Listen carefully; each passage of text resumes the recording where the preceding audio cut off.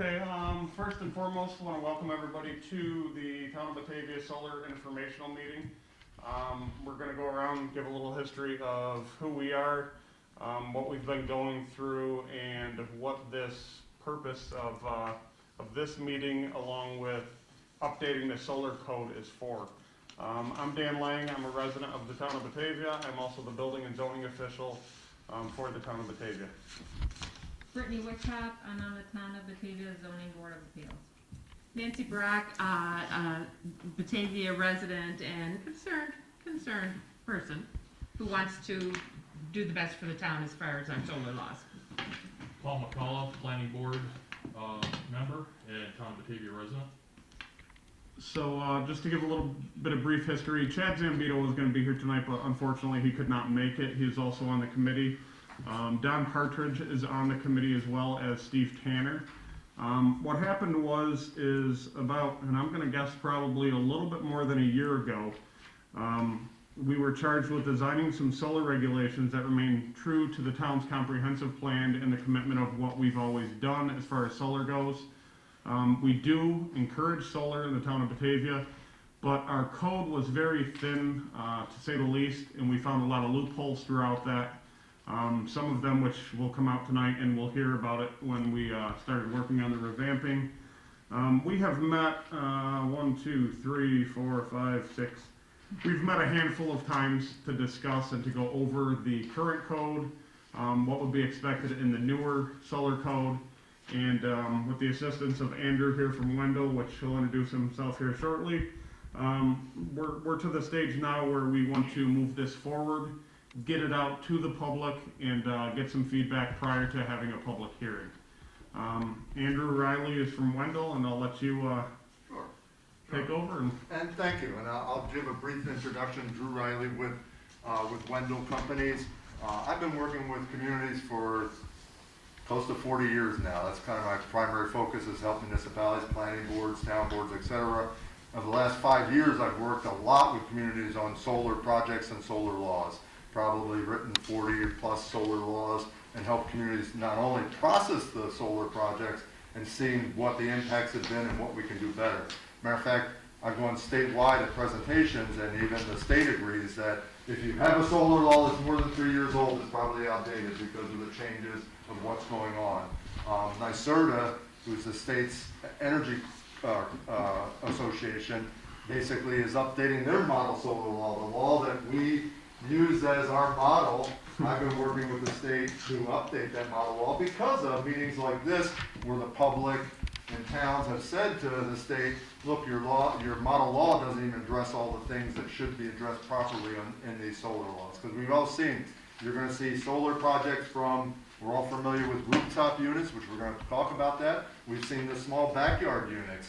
But what you're starting to see now is projects that are 30 acres, 50 acres, 100 acres of solar panels, and then the 94C projects, which you don't have one yet, but that's the state's one for 25 megawatts or more, and they can be anywhere from 1,000 acres to up to, I think, the one in Oakfield and Elba is 5,000 acres.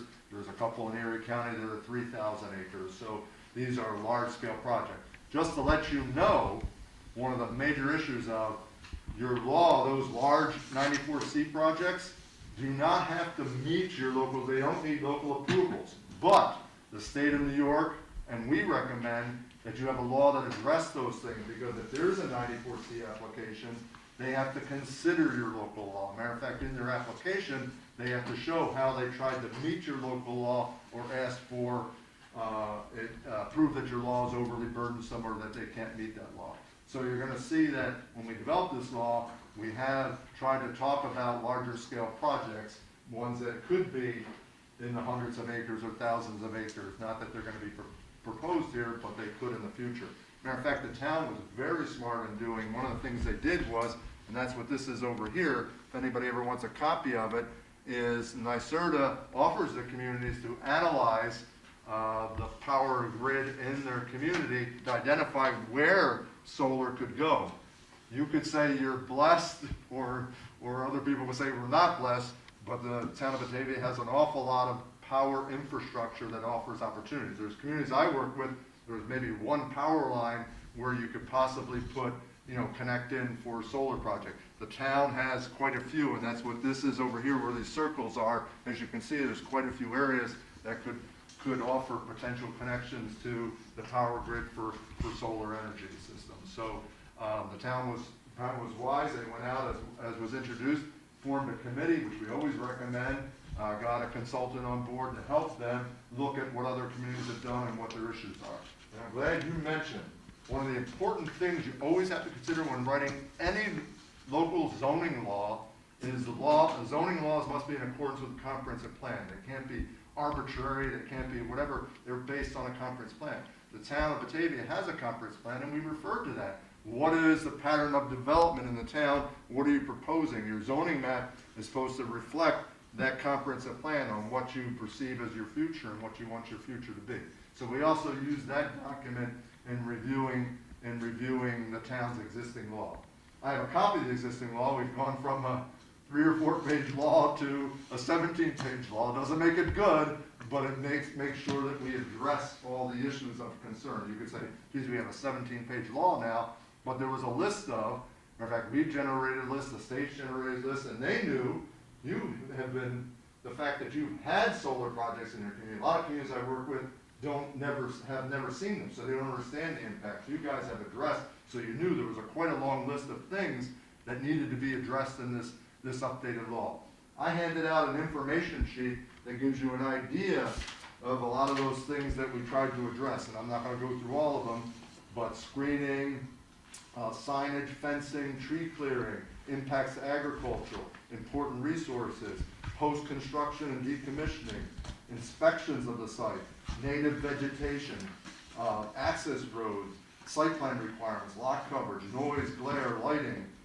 You have airport impacts, hazardous materials, underground utilities, solar sky space, operation and maintenance plans, inspections, complaints, removal, abandonment, economic and ag impact statements, and fees and things like that. So the law addresses all those issues. So let's cut to the chase.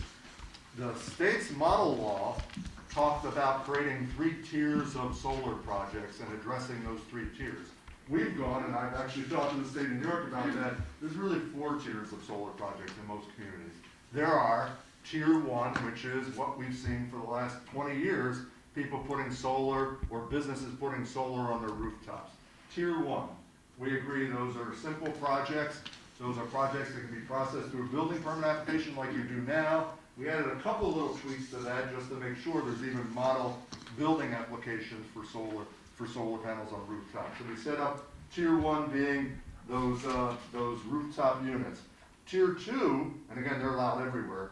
Tier 2 includes those small backyard systems that we talked about, that residents put in their backyards, business can put in at the side of their building, or industries can put in there. We've limited the size of those backyard units and said those would be allowed by building permits, again, if they're small scale. These are accessory structures. You can't put them on a vacant piece of property. They are supposed to be, and it's limited to 110% of the power. So if you have a need in your house or your business, you can put solar in your backyard. You can't put it on the roof. You can put it in your backyard, and you can get a building permit to do that. It's allowed everywhere. That's typical in most communities. It's like an accessory structure, like putting up a garage. Again, we added a few additional requirements because of things you learned about these smaller scale projects, setbacks and how they're set on the property. So that's tier 2. Again, allowed just about everywhere, allowed everywhere. Tier 3. The difficulty between tier 3 and tier 4 is, and that's usually a lot of conversations we have, is you could say that tier 3 is anything else. Well, that could be a 4,000 square foot, 5,000 square foot solar panel, or it could be thousands of acres. I think it makes no sense grouping those all together. So we break them into 2 tiers. We break them into tier 3 and tier 4. Tier 3, you want to set a size, and I always say, it depends upon the community. You have suburban communities, rural communities, you have cities and whatever. So that size may vary from community to community. We decided, and it was a good number, being 30 acres. And that kind of matches what the state talks about too. 30 acres represents about approximately, depends on the efficiency of the solar panels, about a 5 megawatt project. And you would say, well, why is 5 megawatt? Well, 5 megawatts is the thing that's proposed by a lot of solar companies because there's a separate program, the New York Sun program, that finances 5 megawatt projects. So it is a good size. It's something you're going to see a lot of. Were all yours 5 megawatts or less, pretty much? Yes, they were. Yep. Yes. Now, what you'll see in the future is, and I've seen in a couple of communities I work with, is you're going to see groups of 5 megawatt projects. We had a project in the town of Newfane that was 3 separate 5 megawatt projects on the same piece of property. They split it into 3 and made 3 5 megawatt. They have to have their own connection to the grid to meet the New York Sun program, but your law should address that. So that would be a tier 4 project if they did it. We would treat it as a tier 4 project because it's over a certain size. So we have tier 3, quite a bit. Most of the law is about tier 3 solar projects, up to 30 acres. It says these are all those requirements. And again, that's the biggest point. Where would we allow tier 3 solar projects? The town zoning map is here. The concept was that we would allow, right now, they're pretty much allowed everywhere. We continue with that it would be the ag-res district, which if you look at your map, I'm sure people live in the town know, most of the town, what is it, 70% of the town? At least, yeah. Or so is zoned ag-res. So people look at that and go, okay, we're gonna allow those type of facilities anywhere in the town. And that's where we looked at the comp plan. Well, what is your vision for the community? A 30-acre solar project will have an impact on what happens in these areas. So do we need to have some restriction of those areas? So we did add some restrictions for the tier 3. One of the things we noted on the comp plan is that you have, which is a big issue to the state of New York, you have an ag production area in your comp plan. We said, should we limit or put restrictions on solar going in that ag production area? The other one we talked about a lot, please help me with this, is you're in Genesee County. Genesee County has a smart growth plan and you have a smart growth area. Well, what is the concepts of development in your smart growth area? Each town has a little different in Genesee County of what they're doing in their smart growth areas. We argued, first argument was, should we not allow solar in a smart growth area? Because that may be where you're going to put your houses and your other businesses and you're investing in infrastructure in those areas, doesn't make sense. The compromise, and we're still not, we went around, was maybe we should allow a portion of that smart growth area. So we came up with a number, we argued from 10% to 25% or whatever of that area. So what you would have to do is, you would have to keep track. You would, every time there's a solar project proposed in the smart growth area, you're limiting. So once you reach that 25% or 10% or whatever that number is, you would say no more solar projects. To give you an example, your neighbor, the town of Alabama, did a similar thing. They didn't do it in smart growth area. They basically said, look, we're an agricultural community. If we lose, we did some figuring and we talked to the farmers there, if we lose more than 1,000 acres of farmland, it would have a tremendous impact. So they just limited to, once they reached 1,000 acres, or what, I think 1,000 or 1,500, they would not allow any more solar because it would drastically impact agriculture in their community. So again, we went around and around. Ag-res, we're going to allow ag-res by special use permit, 25% of the smart growth area. We also said in that ag production zone, we're limiting, if they're statewide important soils, you can't impact those statewide important soils. And by the way, that's supported by the state of New York. They're actually adding that to their regulations now because the state's trying to preserve those higher quality soils in all of New York State. So we put some limitations on that. So that's tier 3. I want to get to your comments. Tier 4 is anything over 30 acres. So if you have a project that's over 30 acres or those combinations of projects, if someone did 3 5 megawatt projects, matter of fact, we should double check the language in the code to make sure that they can't get around the code by saying, well, I'm having 3 30-acre projects, therefore I don't need it. Right. So we'll make sure that that language, I'll work with your attorney to make sure we're protecting ourselves from that. So if we have something over 30 acres, it would be a tier 4 project.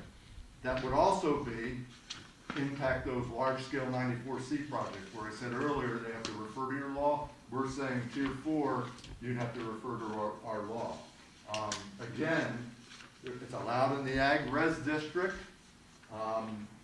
We put, and it says for tier 4, all the requirements of tier 3 have to be met, all those things we talked about, plus some additional requirements that basically, we looked at some important things. You have in your comp plan, again, a wellhead protection area. We thought it didn't make sense to have for a tier 4 project, large scale solar project, to go in your wellhead protection area.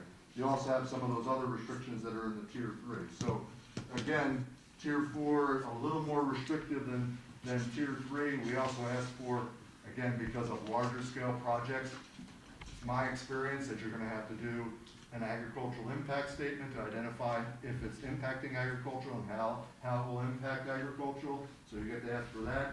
And an economic impact statement. The towns have been concerned about how this affects taxations and whatever in their community. We're not talking about property values, we're talking about the impact of the property on the economics of the town, how the town works. So we've asked for a couple other things there. So that's my quick presentation. I'm gonna look at the committee. Did I miss something that I should bring up, or do you have some questions or other issues that you can let the public know that you struggled with in the creation of this law? I think Nancy and I do. Yeah, we've got some things, but you know, I don't know. I mean, you have already sort of heard some of those. I guess we could share them, Brittany. Yep. Yeah. So a couple things that we are kind of struggling with here. First one being the height of all sewer systems. We have a couple discrepancies in here. First starting with, we have the 15 feet in height, but then on another page here it says a 20-foot in height. So what are we sticking Yeah, I with? think tier 2 are 15 15, feet, that's correct. and tier 3 are 20 feet. Okay. And so you're saying, They should be. Yeah, there could be up to 20 feet in height. And Most of that the ones we've seen are seems less than reasonable? that, but I've seen some 20-foot high ones. And matter of fact, some communities have gone to 25 feet because they're hoping for agricultural underneath the panels. okay, You know, whether that will be, I've seen some successes with that. So again, the 20-foot one, probably 15 would work, but we went to 20 to give them some leeway, you with know, the height? assistance there, but if you thought strongly, and everybody thought strongly in the industry, we could go down to 15 feet. Most of the solar panels are not that high. I think where we're at in general, just to give a little input on that, is overall in every zoning district right now, the max height required is 35 feet. So we're even dropping it lower than that 35 feet. Okay. So I think and find that even the 20 is fitting, but we haven't seen them come in over 20. I don't see them forcing them coming in over 20. I don't even know how the feasibility would be for solar companies to do that. But we still are well below the minimum required in every zoning district for any other structure or anything being placed in any zoning district. I was actually Okay. here at a conference in Batavia a couple of years ago, and there was a company there that was trying to sell the solar projects where they raised them up on wires and whatever to allow agricultural underneath. So that's why we kind of went to 20, that if they could do something like that, that would be allowed then, because they're trying to get enough to get equipment underneath those. But that's interesting. I have not seen that take off in America yet. It's overseas, but I haven't seen much in this thing. Well, Okay. I would just offer that there have been dialogue with some, in the future, using grazing animals, sheep or goats. And they have to raise the panel to keep them from jumping up and standing on them and trampling them. So that was another reason we're trying to see as far down the road and do a blend of agribusiness with the solar. I think And not just have it taken completely out of production. the nice opening with that as well is if we ever did come across something to that venture, we do have the zoning board of appeals and we can request and require, and we will, variances for anything that does not meet And I hate the to, current code. you hate to say this, and hate to hear this from a consultant, man, update and tweak your law in the next couple of years too. Yes. The state of New York has formed an agricultural committee to look at specific impacts and how communities can better incorporate solar and protect their agricultural. So there's a committee formed, statewide committee that's looking at those issues. So they need to tweak it a little bit, but good first comment on height. Height is always an important issue. And I think that what Brittany and I and the rest of us are maybe trying to do here is bring up things that you might not have, had a chance to read in detail and get your input on those. as opposed to maybe making specific changes. But and I always say it's easier to start small and increase than to go back. It's like giving an employee a raise and trying to make. So, anyways. Okay, other issues that you can point out, make sure that everybody knows some of the things we looked at and struggled with, not struggled, but talked about. So we did also struggle with the 10% versus going up to 25%, and I see that the rough draft is at 25. Yep. So where are we with that? Yep. With the actual percentage we're willing to start with? And you can add to it. We felt comfortable with the 25% at the amount of land that you have and where the projects are proposed. And again, the solar companies are saying, well, that's where the target is, that's where most of your power lines are. So if we limit it to 10%, are we shortchanging ourselves? But you're right, 25% is, I forgot, I did the Wow. calculation a That's what couple I'm weeks wondering. ago. What is How the many acres? 25%? that is. Exactly, what is Right. it? You easily get that off your map, that, you know, how much acres you're talking about and what's 25% of that acreage. I think that would be good to Yeah, know. I can get that number for, again, ultimately the town board's gonna make that decision, but it's an interesting number. It is, okay, how much of that smart growth there could be dedicated to solar? Definitely. Especially Yeah, at that'd be the good to know. western end of the town. Yeah. Other comments?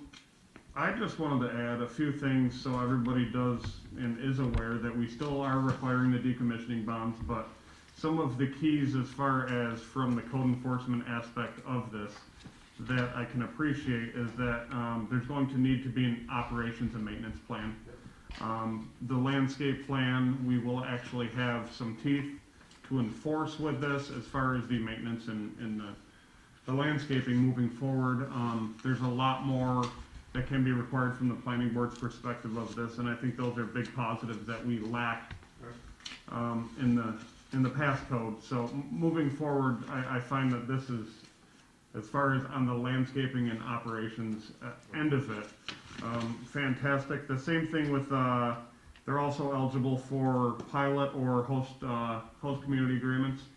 We had no verbiage in the past code about a host community agreement, and I think that is going to be beneficial moving forward. Gives the town board an option. Obviously, the Right. town board sets the law on pilots. You can either opt in or opt out under New York State. We can't change that in zoning. That's a town board power. Yep. They set that.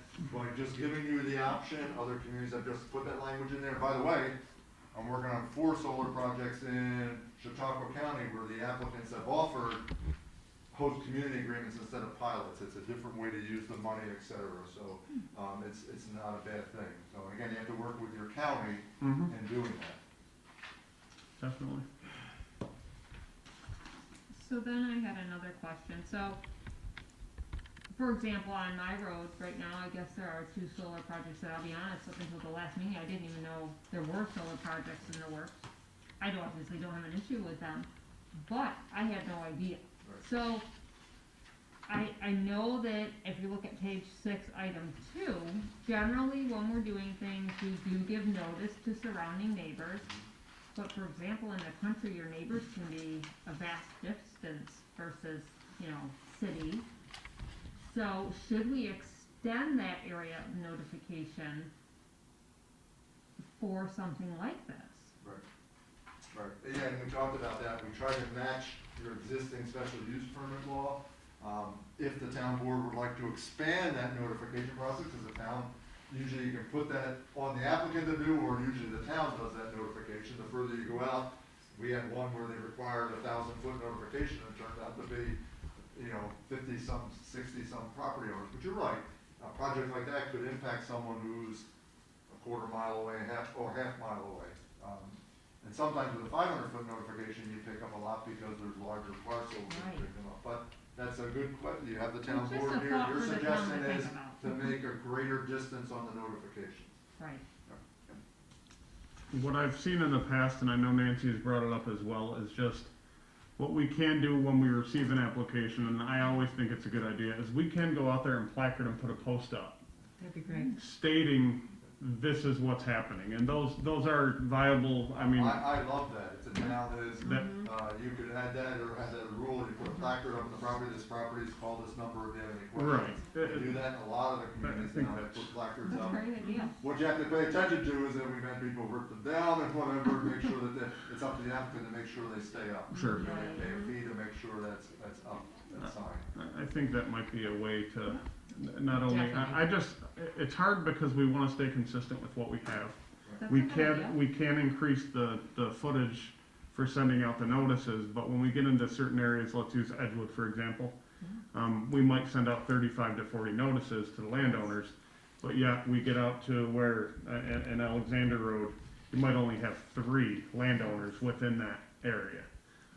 So to identify the properties, I think maybe that's something we can add or do, just as far as, And by the way, it should be considered, but what we found out is even notifying within 500 feet, those neighbors get out and talk to all their other neighbors on the road. Sure they They get do. everybody together and say, hey, you know this is going on, but that's something that should be decided.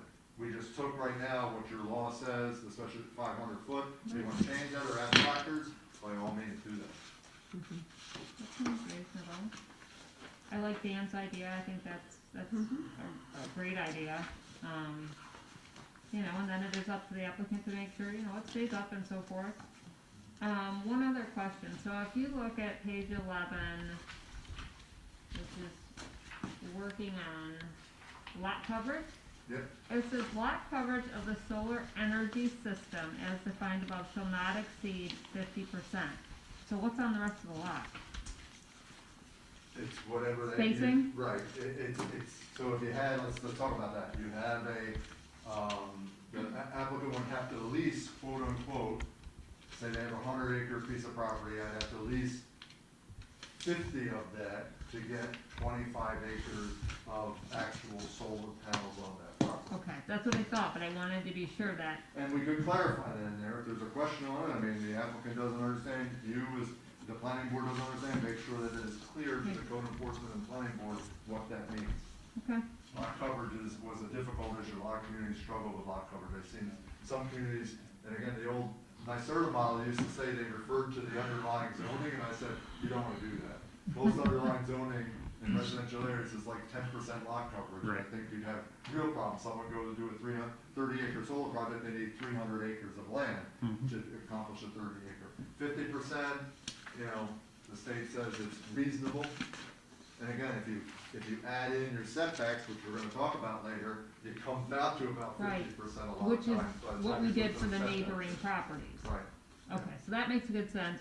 My last question is, so for tier 3 and tier 4, which are obviously the larger of the two, of the 4, I should say, where exactly, and Dan might be able to answer this, where are we allowing these? where are we allowing the tier 3s? Both.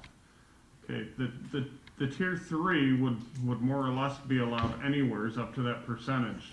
Okay. In the ag res. In the ag res and your district. question is, it is a mistake in the code.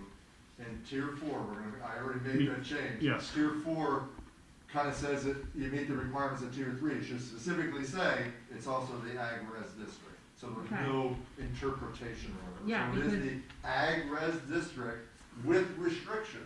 Yeah, because we So don't keep want that to in mind, that there misinterpret are that. restrictions. You are, Okay, most of your town is ag res, so we had to say, okay, but with restrictions, otherwise they could be put anywhere. okay, that's what I wanted to make sure we're gonna clarify, so that we don't end up with somebody Mhm. saying, well, you did not clarify. Right. Now, some towns have said for tier 4, we only allow them industrial, but in your town, you value your industrial land. You wanna Sure. generate jobs and all those other things in the industrial land. In some communities, they just use that industrial land is vacant and not being used, they've allowed it in there, but in your case, your commercial, industrial are valued lands to you. Now, doesn't mean a business can't put in a solar to service their business or service their industry, it's just that we just don't want independent taking up, because it really doesn't generate long-term jobs. Mhm. It's really, you know, those are the areas that you want, at least when I read your comp plan, those are your areas for jobs and people, you know, things like that, so. And the final question I have, and this may be to come, couple of things we mentioned in here, insurance requirements, fee schedules, and then there's one other thing we talked Operation about. and maintenance. Yeah, are those plans in the works? Those are things that will have to be set by the town board. Okay. The fee schedule will have to be adopted by the town board, the same with everything else that we have.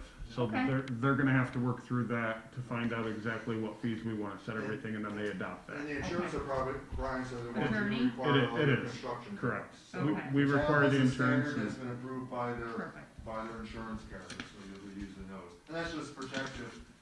If you're on that site doing inspection, or Right. someone's on that site, you're protected by Right. that. Absolutely. Okay. The research end of that, though, is being completed now, yes. Okay. Oh, good. I'm going through other municipalities, not just similar to ours, but who have the similar background as us as well. That's I've reached out to several others, and I'm finding that happy medium as to where we do encourage solar. We obviously, we want solar, but we also want to make sure that we're not going backwards by the engineering staff, by our staff, to be providing what we do for the solar itself. So, we're reviewing that.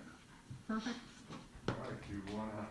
I have a few more. Oh, I'm sorry. Yeah, that's quite all right. Please, 'cause it brings up the issues of discussion. Exactly, and so the question we were just talking about, after the town board does it, do we review it at all, or is that really the area of the town to handle completely? The insurance and the maintenance and the operations? The insurance we get throughout any project that we receive. We actually get all of the insurance. Okay. The decommissioning bonds that we receive go through our attorneys at the town of Batavia as well.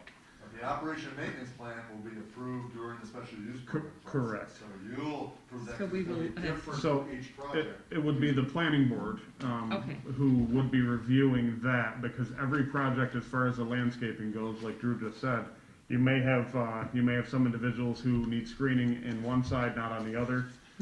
Some might need a berm, a buffer. All of that will be to be determined by the planning board. But at the same time, when we first initially start this process, we're gonna give the planning board guidance at cost-wise. I'm gonna work with Steve Mountain, our town engineer, on that, cost-wise of what should be put up if we're gonna do the landscaping bond and the maintenance plan and whatnot.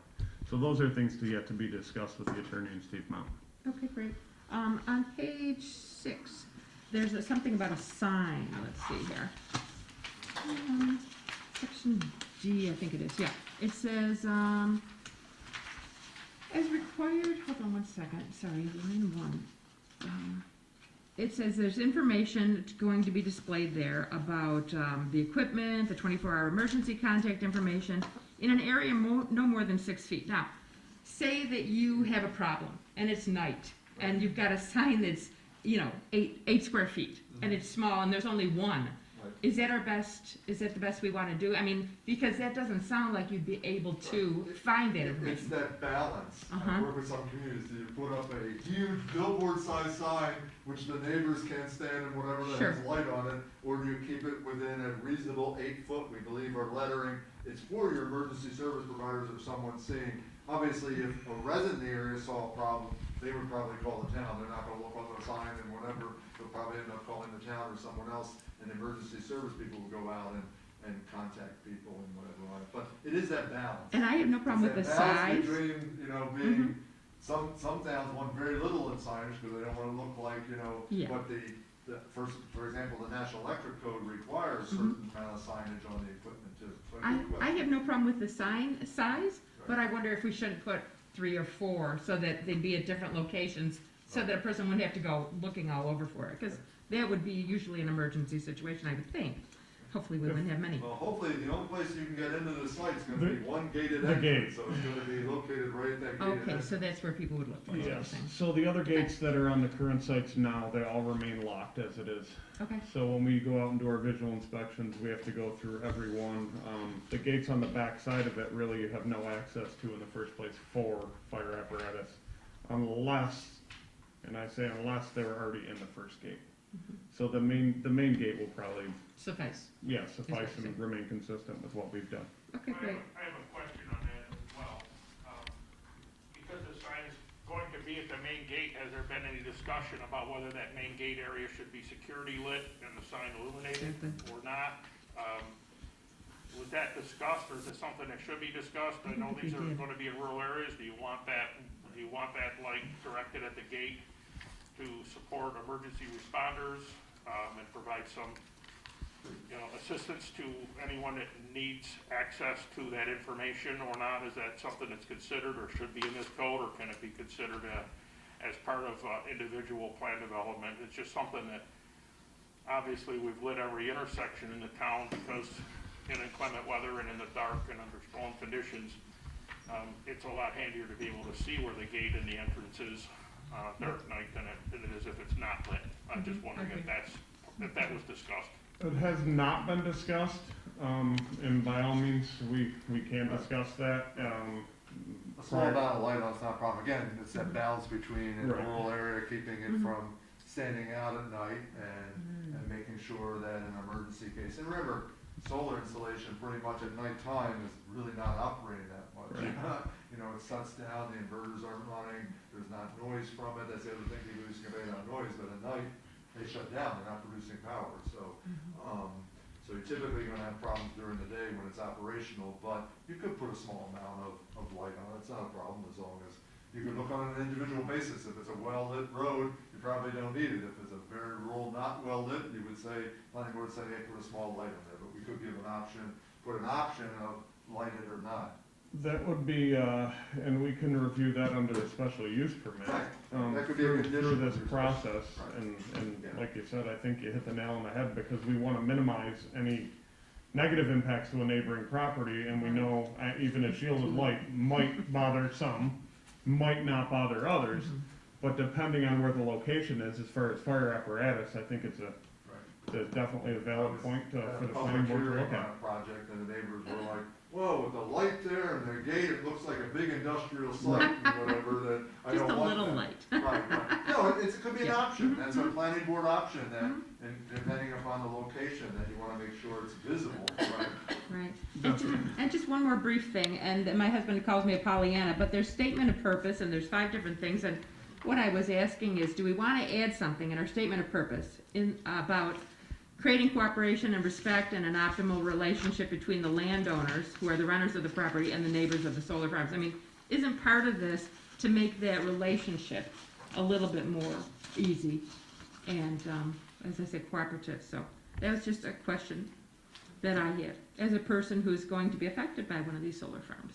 So you're, under the statement of purpose, we have 5 of them. We have 5 items, You have and maybe a it's 6th one I that just- talks about about relationships, I guess you'd Well, I'm say. not talking related, zoning is not about, Okay, you fine. know what you're saying, it's Yes, about, cooperation. it's about fitting into the neighborhood and whatever. Working you can. together, you know, that Again, type of putting thing. in 30 acres of solar panels is gonna look different, no one's gonna argue, it's gonna Yeah. look different, but how do you blend it in as best as possible? How do you work together? And just something, I'm just throwing that out there, the wording can be That's- determined. Again, statement of purpose, that's Yep, yep. something the town board can give me, you guys can give me, that's what you feel strongly about. We took the original statement of purpose from the Right. original law, you Right. can always build upon it. Thanks so much. Yep.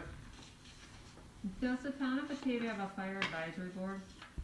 Oh, do we have a reference to that in there? Mm-hmm. Yeah. Yeah, Yeah. usually, and I don't know, but usually the fire advisory board is the fire chiefs get together, if they have that, if it's not an advisory board, we can change the language too. We- You guys let me know what language you have. We can remove that and add something of, right. Assumed, I shouldn't assume. And then also, should we reference that a developer work in conjunction with Genesee County Soils and Water regarding seed mixes and such? That's a practice that we've currently done and adopted already Perfect. through the planning board stage. We can by all means add that in there, so we do have that written into our code. Good, okay.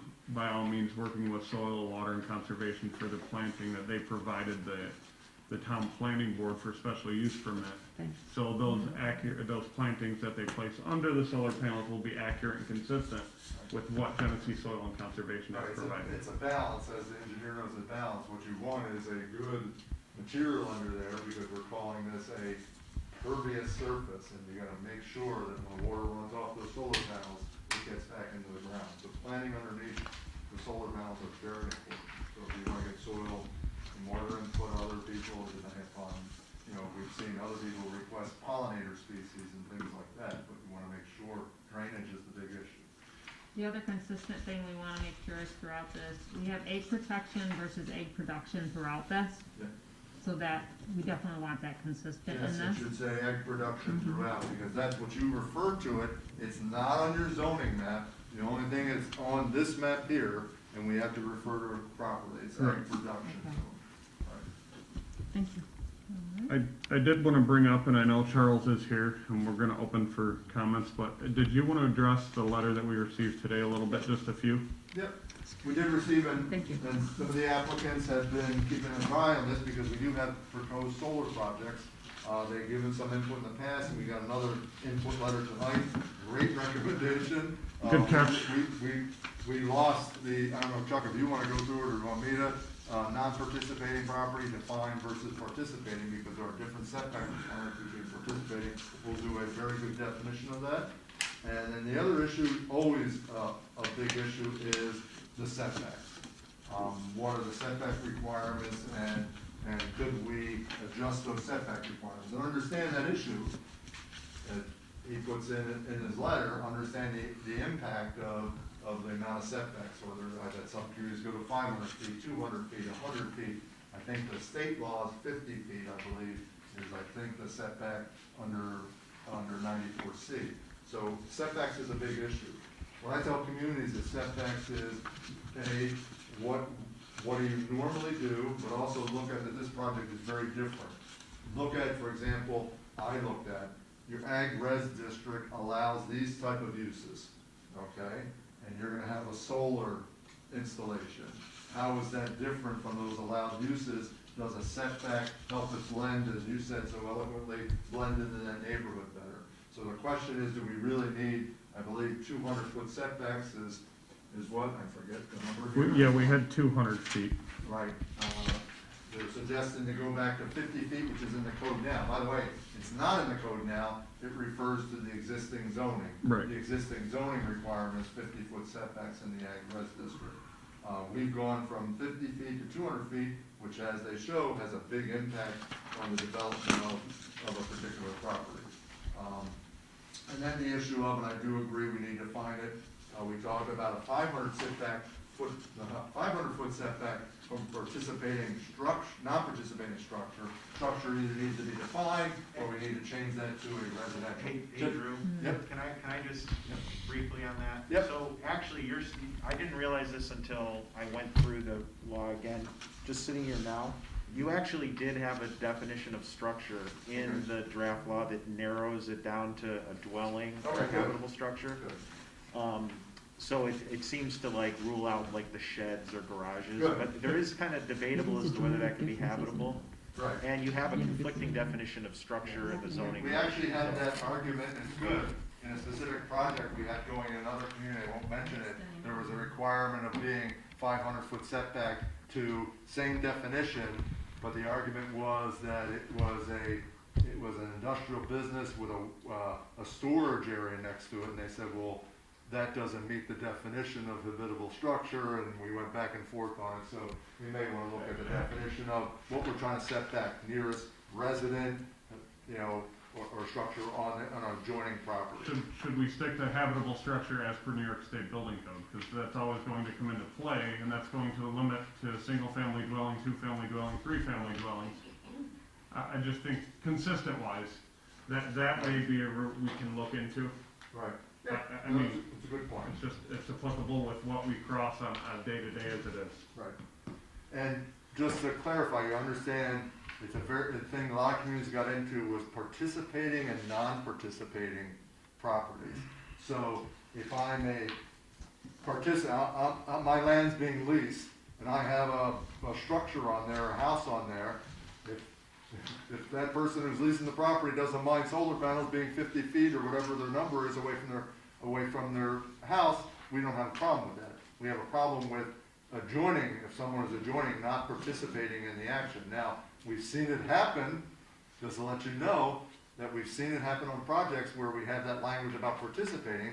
The neighbor's complaining that it's 450 feet or whatever the number is away from their house, and they're concerned about that. Well, the applicant has gone and made them a participating part of the project by entering into an agreement with them to say, hey, you're part of this project, we're gonna pay you $1,000 a year to have this and whatever. So you can also enjoin other properties as participating properties. That all started, I won't take credit for it, it started with the large wind turbine projects in the southern tier, where they got into participating and not participating properties and how to make sure that there was differences in those requirements. So I won't take full credit for that. Wind turbines, they've been doing that for years with the participating and not participating.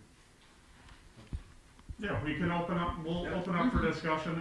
What I'm gonna ask is if you would, just as in any other meeting, if you just state your name and address, that way we can just keep track of who and what. Thank you. My name is Dan Ruger. My address is 10031 Harper Road, town of Corkview. I'm a landowner. We have property out on Alexander Road. We've had an application in here now for a year, about. And first of all, I just want to thank everyone on the committee. You've all worked hard. You've dedicated your time. I really appreciate it. I really do. I think what you're trying to do is you're looking out for the people of this community, and I think it's important. There's just some things that I would like to get more clarification on, I guess. First of all, one of the things was you were talking about smart growth area, 25% roughly smart growth area. Out of that, what is the infrastructure capability? Does the infrastructure even support the ability to do 25% of smart growth? And that's a great question. What we worry about, the state did this study for them, and there's a lot of areas within that smart growth area that have the ability to tie into it. It may be 2 megawatts, 5 megawatts. But what I'm telling communities is, don't just go by existing conditions. We are seeing the power grid improve. Matter of fact, there's a brand new power line running from Niagara County down through the town of Newstead, down through Alden and whatever. That sheer purpose is to accommodate other green energy projects. So keep that in mind, that right now there may be only 10 megawatts or whatever capacity in that area, but there has to be improvements to the state system. There's going to be improvements to it, so don't just focus. That's a point in time, good starting point, but remember that there could be changes in the system. And then secondly, I'd like to continue if I could, just on my train of thought here. Yep, So we have 68 acres out on Alexander Road. Our hopes, our expectations were to have solar out there, either 20, 30 acres. We know that's not going to happen.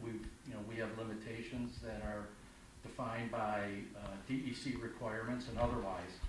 That's been reduced, and now we've gotten to the point where we are looking at about 1.8 megawatts. Okay, so I'm going to say maybe 9 acres roughly. Now, I do facilities inspections, and I work with a lot of companies that build large industrial gas plants, and I have to say your proposal here for setbacks is extremely constraining. And on a project, and I understand where you're trying to go with it, and I can really appreciate that. But what this will do to my particular project, it will make it not viable. And you can say I don't care, this is what we have to do. But please understand. I mean, this is something that our land is. It's considered vacant farmland. It's non-usable land. We can't do anything with that property, and this is something that we're trying to do for our retirement. If this setback requirement goes through, it will make our project not viable. We will not be able to do it, and I think I just ask that we revisit that. I would invite anybody to go out and look at that property and say, 200 feet from this line, where will that put us? You know, and considering the neighbors and the neighboring, you know, adjoining properties, and what is that going to do? And then, I guess the other thing is, if I were to say, you know, I'm not familiar with all of the zoning, but if I wanted to put up a building, let's say I want to put up a large metal building, what would my requirements be for putting up a building? 50 feet from the front. Okay, so In 50. the ag res district, setback is 50 feet. for Okay, so I could put up a large building at 50 feet, but you're not gonna let me put up a low-height solar that's gonna be surrounded with fencing and landscaping that, you know, to me, I don't see it. And again, I understand what you're trying to do. I don't think anything, and that's why we're here tonight. I just want to assure you, Dan, that nothing's set in stone right here. Okay. Obviously, the setbacks, and that was something that Charles brought up as well through a letter that we received today. These are things that we will still discuss. The thing that we really wanted to get away with and what we discussed in the setbacks number 1 was what occurred over here on West Main Street Road. They're 50 feet exactly off of the roadway, and we're finding that that's more of a, I mean, from the neighbor's perspective and everyone else, it's more of an eyesore. It's more of an issue. It's really, when you drive by, it is really close to the road. And I can understand that, and Right. I'm trying to be open-minded and objective. So I think, I ask right. just that we, I think we can definitely sit down and discuss, Bill. We can find a happier medium for situations such as yours, with land that wouldn't be as viable, and it's not farmland number 1, as some of this was. I think those are things that, like I said, nothing is in stone, and that's why we're having tonight even, so. and it wouldn't even, you know, it wouldn't even be seen from, you know, from the road. I mean, just considering the property. I do appreciate. Well, I would like to, if there was I'm wondering if the ZBA, would there be an ability to You can apply for variances, yes. apply for a variance I there? understand, but I don't want it to get to that point, Right. because I've been down that road before where I've had to apply for variances, and, Can I? and it got shot down, and I just. It is the toughest part in writing these solar laws is the setback requirement. We've argued, matter of fact, I thought I was gonna hear tonight, there's a project in California that just got, they said a quarter-mile setbacks were the requirement for it. But you have to look at your community. Your Exactly. community has, if your community has very large parcels, a 200-foot setback is not a problem. You have to look at in this area, and I understand, in this area of the town, especially the smart growth area, there's a lot of smaller parcels, or what we call the old farm lots that are 300 feet wide and go back a couple thousand feet or whatever. That would make it difficult. Imagine if I have a 300-400 foot wide piece of property, I do 200-foot setbacks, You got nothing. there's nothing. Right. There's nothing you can do. So it's something you should think about. We'll take a look at it, and that's up to the town board and this committee providing direction. If you believe too many of these is a 200-foot setback, too much of a problem, and go with additional landscaping and say, how can we screen this better? And again, the issue is, because I've sat in enough of these meetings with residents and whatever, the issue is, I moved to an area. Yes, I don't mind a building being 50 feet off my property line, that's what I expected. But 10 acres, 30 acres of solar panels is a very different appearance to me. What can I do to make it blend in the neighborhood? Setback's one issue, landscaping's another. How do I make it blend in the neighborhood? I didn't move here. I knew I could have agriculture next to me. I knew I could have any of those uses listed in the zoning code, but I never envisioned 10 acres or 30 acres of solar. I've sat at 50 to 100 public meetings where addressing a specific project. That seems to be the biggest issue, is how to make it blend in the neighborhood and allowing the property owner to do something with their property. Yeah, and, So and, good and again, point. I mean, I think we've been squeezed so much with this from our initial, expectation on it that, we're now at a point where I see it totally going away, which, And if that happens, we will sell the land, or try to sell the land, because this is our last, our opportunity to help with our retirement. And then the only other point I wanted to make was with participating versus non-participating. And again, it's just an opinion, and again, working with other facilities inspections and large industrial plants. I personally, I don't like it. I mean, I think it's, I don't mean to sound harsh, but it's almost like it's legal extortion, where you're paying people, you're gonna pay the neighbors just to get them to agree to, put this in, and I'm basically venting and just telling you, I don't care for it. It's a little unsavory, but I have a question for you just briefly, if you don't mind me asking.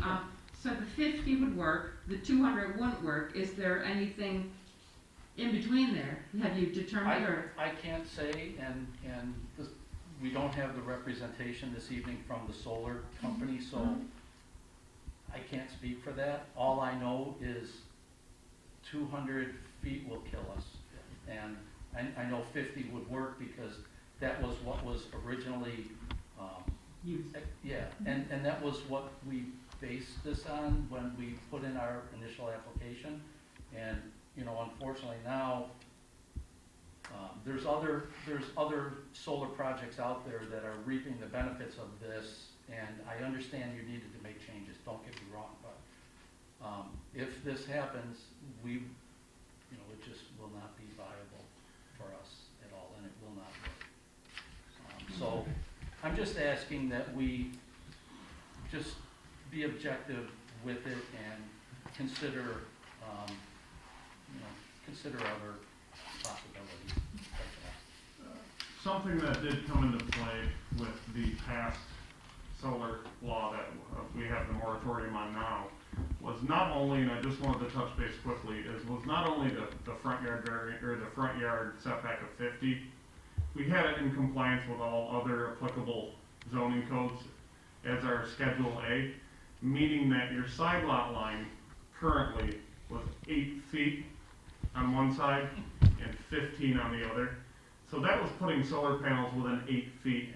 That was more of a driver than the 50. I just want to clarify that we didn't want a neighbor to come out, or somebody to come out of their own house, have 8 feet from their lot line, and then another 8 feet being 16 feet to a solar farm. Yeah, So that was more of the driver than the 50, but that's something that obviously we'll discuss as a committee.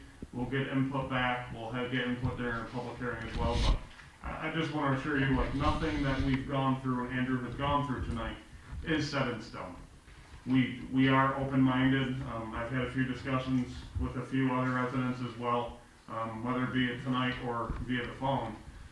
And I am willing to sit down and meet with anybody at any point and look over what is going to be the best. And it's hard from our seat because we're looking at the whole community, not just the projects that are in front of us now, but looking at, and I know it's gonna change before this, Andrew, don't, 10, 15, 20, 30 years from now. We're hoping we stay, and we should stay up on this every few years. It could be changing even quicker than that from some things I hear, but we're trying to put a vision out there as to where it doesn't have a negative impact, just moving forward, the long term, the long haul down the road. So with tier 3 is where we would be looking at, and that's really where I kind of focused on Yes. when I looked through the ordinance. Yep. Can I ask, what is the requirement that you're looking to impose for tier 4? Same, if you're talking about setbacks and whatever, the setbacks are all the same. All the same as a tier 3. Yeah, you only restrict a few more areas. We restrict the wellhead protection area, and there's a little more restrictions. So in does the- does that make sense to do that, the same Well, setbacks, or? you got to understand, that's the problem, is that You I have could to be dealing with a differentiate 35-acre project, and I could be dealing with a 1,000-acre project. I realize the 1,000-acre project as a lot more impacts and whatever. Right. And it's gonna be state anyway. We're suggesting the state rule is 50-foot setbacks, I'll tell you right now. So we're gonna be arguing that if we left it at 200, we're gonna be arguing with the state that we think 200 is more reasonable for these type of large scale projects. You're right. Yeah. It's basically to address those projects that are coming to us, which are, Mhm. yeah. Have you thought about putting the 50-foot to 200 feet into the law and let the special use permit and site plan review decide how far, because each piece of land is a little different. I'm not sure exactly what your setback requirements are, but I know I wish we had gone back further on West Main Street. We have discussed that, and I know we brought up the option that was brought up from, I think it was Greg or maybe Andrew, about the variance, because that, and I know we don't want to set ourselves up to see variances coming through for the zoning board of appeals, but they always do have that option. And then the other option was, and I thought that's what you were talking about, is giving the planning board who's issuing the special use permit the ability to set that, whether it's 50 feet, 100 feet, or 200 feet, somewhere in between. Is that what you were That's talking what about? I meant. Okay. I've seen that, and again, just understand, anytime you provide discretion, it becomes a difficult issue, that, you have that power then to decide, geez, why am I making this guy go 75 feet and this guy 150 feet? So if you do have discretion, you better have real good reasoning for why you're setting it here, and the next project comes along, you're setting it somewhere else. So discretion is a good thing, but it's also a bad thing, because it allows for abuse and people challenging why you're granting, you like this person, so you're giving him 50 feet, you don't like this guy, you're making him do 200 feet, so. That can also open up some lawsuits if you set a precedent. I would just highly recommend it, the boards that are in place for that, Is the zoning board, and to make sure that we're clear on having the responsibilities and duties of one board as opposed to another. And I know that doesn't work for you, you're unusual that you actually own the land and you're doing your solar project, you're leasing it out. Most of the times it's companies coming in, they look at the law and say, okay, do I need to lease also or get a participating lease to the adjoining property owner to make sure that I can meet the requirement? You're stuck with the fact that this is my property, this is what I'm developing. A lot of times, and again, we have someone here, Chuck's probably gonna talk, that represents people that come in, they're looking at, they're gonna take this law and look at it and say, okay, can I find property or properties to make my project viable? You're not so lucky. You have a piece of property you have to deal with, it sounds like existing problems, could be wetlands and whatever. Once I work around all these things, and plus the 200-foot setback, I have no opportunity on my property. That's what you're saying. I heard. And I'd just like to say, I'm Carrie, my husband John helped him, and we have property on Alexander Road. And we have the same situation as Dan as well. We had an application in 2016. And we've seen other solar farms go in, and we've been waiting, and so hopefully this gets resolved, and we can move forward with this. That would be nice. Yeah, it's what the setbacks is the issue. I know Chuck was going to speak also, but it's it would take us right out of the probably the being a viable project, solar project. And myself, being a disabled veteran, I'm also an individual that's forced into retirement. To have a viable income in my retirement is all I have left is my land.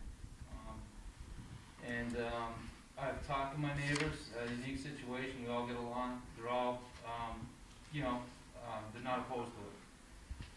So any consideration to look at the setbacks and work with us, greatly appreciated. And thank everybody for what you do on the solar initiative. Appreciate it.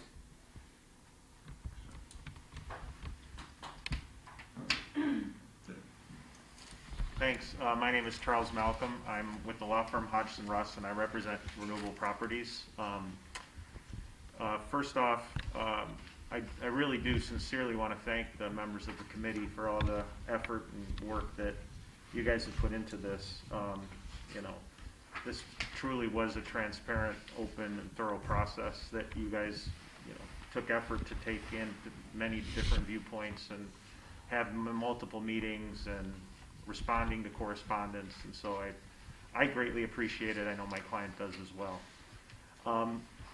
Drew mentioned this, and we already talked about it at length, so I don't need to beat the horse dead, but I submitted a letter, and it kind of outlines a couple of points that we wanted to make, and we know that, and we're appreciative that nothing's set in stone, and we just wanted to give you some of the facts with respect to the real world impacts on some projects that we've had in the pipeline for a while.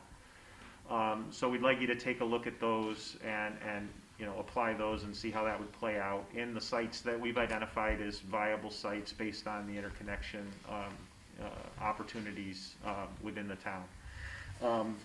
We identified the definition of the participating, but the main issue here is again the setbacks from the non-participating property lines. Simply put, the 200 feet is a real problem when you take into account like all the other siting constraints that have to be dealt with respect to wetlands and other issues. And we included as an attachment a couple of figures with respect to the projects that we're working on that show what kind of an impact this would have.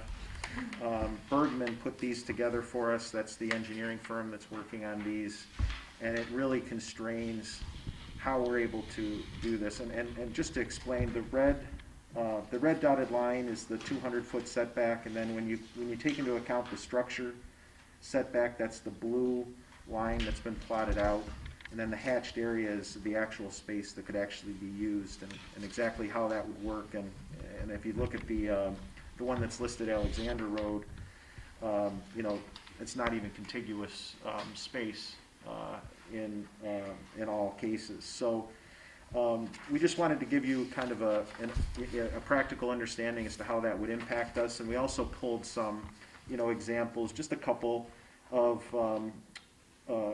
codes that have that have recently revised their solar laws, did a similar effort to the town of Batavia, and 50-foot setback has been used. I think we referenced the town of Alabama. I think Sardinia is another one I think Drew was involved with. I mentioned that to him just before the meeting started, that they used 50 feet from the fence line. And we think that that's a sufficient setback for a number of reasons. One is because of the screening requirements that you guys have developed that that can assist in mitigating any visual impacts of the adjoining properties. And the other big issue is the 500-foot setbacks from the structures. That's a real constraint, and similar code provisions note that 200 feet from residences or 2 to 250 is about the standard, and so we would ask that the committee look at that and consider that, and take those into account as you look at making further revisions to the law. Thank you. Thank you. What is everyone else's take and thoughts on what we've heard as far as the 200 feet, and I'm just throwing it out there for conversation. Would it be beneficial if we did the 200 feet from the frontage and 50 feet on sides and rear? Because I don't think we beat that one up much during all of our meetings. Because our main primary goal, I think, of the 200 feet is out of sight, out of mind, and that's what we discussed. We want solar in the town, but we also don't want it on our roadways, and we don't want it abutting another house, we don't want it around a house. So by having the frontage be 200 feet back from the front lot line, then we're not being invasive on, once you're 200 feet back, you can be 50 feet from the lot lines, and I'm using your maps that you printed off, and it's nice to actually physically see the real world, because that's what we always want to do here. We don't always just get to do that, if that makes sense. We do go on site, we do take a look at these very seriously when we're looking at neighboring properties, but I do think that we can, and this is just one member, I think we can get to the point as where we're not on the roadway. So you're saying this would stay the same, but these would narrow, is that correct? Correct. Mm-hmm. Because Realistically, once you're back, you're 200 feet back on a lot, you're normally out of sight. You're normally out of, and that's the intent, realistically, is to get these away from the roadway and the houses. So if we were to do something in that variation as to where the side setbacks and the rear setback were to decrease, but yet still keep, and I'm just throwing that out there for discussion. And I have a question, Mr. Malcolm.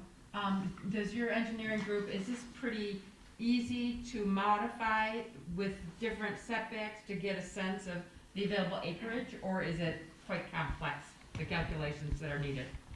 They could make modifications. You know what I'm based on saying? I mean, if they different could, I mean, it might be interesting for the committee, or helpful, to say, okay, what if it was 150, what if it was 100, what if it was 200 in the front and less in the back, you know what I'm saying? I didn't know if it was quick and easy, or if it would be quite time consuming. It's easy for me since I'm not the one that has to do it, but, so I would be, we would be happy to, you know, make any kind of adjustments to it. See if that could work. It would make our work a little easier, wouldn't it, folks? That would definitely be beneficial to see that. If that's something that you could arrange, that would be fantastic. If Yeah. not, we could, obviously, we could get town staff to try to work something out too if we had to. Sure, We- but they we probably would- have everything They, set. they probably do.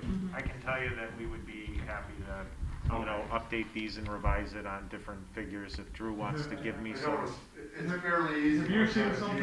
GIS Sure. system, they basically Yeah. say, provide those. Have you seen something that, as I just brought up, or, I mean, Yeah. what's And your? again, you could do it with these are real world proposals, so you can take a look at it.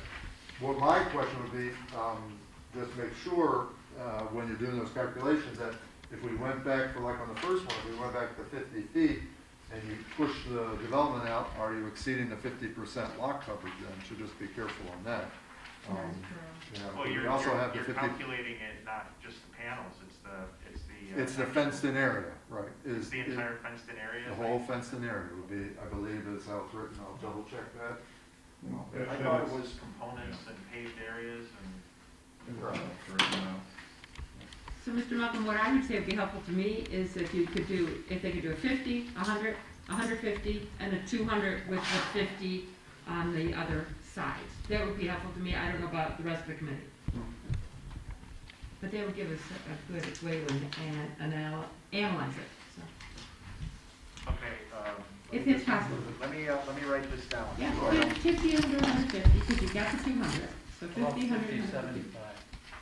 Fine. You know, I mean, it's probably just a matter of pushing a few, What was you the know, other one? keys, am I right? What was the other one? 50, and you were saying 75, 100, 150, and then the 200 in the front, and the, 50 possibly in the back. Is that what you're thinking? Yeah, I Yeah. just, Now, let me back and just, the let me side. just make sure I understand the Sure. 200 in the front. So the 200 setback would be a proposed essentially right-of-way, road right-of-way setback, right? correct. So You're from the front lot line, you're coming 200, and then the rest, and this is So just my thought at 50, Right. for the fact of once you're back, and I don't think that's a, So could we call it 200 from the road right-of-way and then 50 on the rest of the lot lines? correct. Okay. That would be something visually, I think it would be good for us to see, especially on the real world ones that we're looking at now. I also want to pull up other sites. Once we receive this today, by all means, we'll have some time to digest it and look at everything. Right. And those are things that we're gonna have to kick back and forth and discuss as well. And I apologize, you're correct on that. I did the wall the other night is from the fencing, it's not the fencing area, it's basically all the impervious surfaces that are being created, or surfaces that So are being. on these sites, I don't think we're gonna be near Right, 50%. No. When I was looking at this, I was thinking fenced-in area, you're probably exceeding the 50%. So 50%, is it 50% of the total? Lot coverage. coverage. So if you have a 100-acre lot, Okay, 50% of it can be these three things that are listed here. Foundation systems, mechanical equipment, and paved access roads. Yeah. Okay. Which you're not gonna be. Which would leave you at 34 not even close. acres, right? Okay. If it was fenced-in area, you'd be close. Probably be fairly close. I don't think so. No, okay, on your I mean, particular site. I have 68 acres, so you're saying total, Yeah, you wouldn't need it. yeah. Yes? On the one that is the first diagram, it has a lot of DEC wetlands. How is that gonna work with all those wetlands with our solar farm? It's a good question. Wait, where are you talking So about? there's lots of wetlands showed, Well, shown on that's, here. that's part of That's the part, problem. yeah, that's part of the issue. I mean, we Okay. have I to was avoid, we wondering, have to there's- avoid those there's and, lots. yeah, I mean, so there's, that's why there's whole areas of this site that cannot even be used. Right. And, and any areas where we have to encroach, we would have to get a permit. Yeah, that one looks. So that's the restricted. problem, and that's our site, so we have to stay, we have setbacks that we have to stay from those Oh. wetlands. So we've already gotten squeezed by the wetland study, and To clarify that, for state wetlands, you have a 100-foot setback area, 100-foot adjacent. For federal wetlands, you can go right up to them. And typically, we see for these projects, you're gonna have to, usually an access road will cross that federal wetlands, and you'll get a nationwide permit to be able to cross so that we wetland. have to stay that. But they have to meet all those 100 feet. regulations, no matter what, every solar But that- project has to But meet. that's the part It of the looks a little problem. complicated on Yeah, that one. that's part of the problem. Tricky. Okay. But by the way, we've seen the 500-foot setback, you have run into this issue, that a lot of times we have the 500-foot setback or even greater, because, State Historic Preservation Office doesn't want you near historic or buildings that are eligible for historic designation, which in most rural communities, that's 90% of the houses and whatever are eligible because they're 50 years or older. So a lot of them have those setbacks anyway to keep the visual down from them. So, but that's not the case here, but I'm just saying that's how some of those larger setbacks have come into place. But I think, if we had to live with the 200-foot setback from the roadway, I don't think that would be a problem. I think if we did that and then had the 50 feet from the lot line, that 200 feet is going to keep it back, like you said, it's not going to be seen just because of the topographical nature of the Mhm. land, and then, I think then. And by the way, the purpose of that setback is to protect those property owners, and we're now requiring, as you were talking about, landscape plans, visual impact assessments to show how it's gonna be viewed from the adjoining property, that whether you're set back on 50 feet or 100 feet, I still need to have that fence, I need to have that landscape, and I need to show a visual analysis of what those residents are gonna be looking at. And I'm saying the 200 feet from the roadway. Right, 200 feet from roadway is a good one, because you've had experiences, you know. In fact, I'm gonna say it as kind of an interesting point, the 94C regulations, know what their front yard setback is? 50 feet from the center line of the road. Wow. It puts it in the right of way of the road. that puts it even- bother you bring that up every time. I bring that up all the time, I can't stand it. I've had my conversations with the state of New York several times, who thought I'm 50 feet from the center line of the It's in road. the right of way. State roads are 120-foot right of ways. But anyway. I wrote a letter to the state on that one. Any more comments, questions, concerns? No? Okay, our process is, committee give me some additional input to Dan. We have to make that recommendation to the town board. The town board can tweak the law, then hold a public hearing or go through the adoption process, which requires seeker coordinated review and county referral and public hearing and then adoption of the law. Yes. So there will be an actual formal public hearing as well. This will get sent to the county planning board. Once we actually meet, revise, discuss, and meet with Andrew again, and then it goes to the town board for formal adoption. In the meantime, if anybody does have any further questions, feel free to call the office, set up an appointment, stop in, whatever it may be. We're wide open to any ideas. I appreciate everybody's questions, comments, and concerns. Did you have a projected, some expectations or milestones that you're trying to meet as far as completion? We are trying to get this moved along as quickly as possible. We find that we wanted this done by now. Obviously, we didn't get there and meet our goal, but we do want this done, but most importantly, we want to make sure that we're not going to be stepping back and having to redo this immediately. Yeah, you need to make it right, I understand. We do need to Once make it we make the recommendation to the town board, it's gonna be at least 30 days. The town board has to has to do that coordinator review, they have to do the referral to the county, and they have to hold a public hearing. So it's a minimum of 30 days that typically happens in 30 to 45 days. Our first meeting is in January, I think the third Wednesday in January. It'll be 30 days after that. It'll put it in the third week of February. We'll have to have a notice of a public hearing. We'll have the public hearing. I know, I'm not speaking for Chad, but, you know, we wanted this thing in the can September last year. And I'll be quite candid. One of the challenges this town board has is getting enough public participation to make an informed decision. And I want to thank every one of you that has participated in this. It is how government is supposed to work, and I want you all to know your voices are heard. I would say, hopefully we can have this thing completed no later than April, and possibly sooner. Okay, yeah. And a lot will depend on the public hearing. A lot of times people don't participate until they realize it's at the end. But any other information that's necessary will be continually put on the town's website and will continue to be available for questions and any other questions, comments, or recommendations. And we meet every week in work session. And you're welcome, any of you, to attend those meetings on Wednesday afternoons from 5 to 7. If you have something new to add that you feel needs reinforcing. I want to compliment this committee on their transparency and their commitment to making virtually every meeting that's been scheduled and to take the time to do the research. I know there's several hundred pages of things to review, to be informed. I know how many pages I read and how many most of my town board members have read, to be at least informed to the degree that we can see perspectives that are outside of the financial aspects of the community. So, thank you.